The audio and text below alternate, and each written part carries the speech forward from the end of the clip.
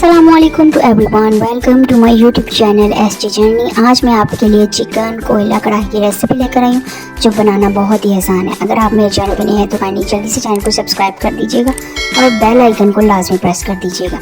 तो बगैर किसी देर के अपनी रेसिपी को स्टार्ट करते हैं।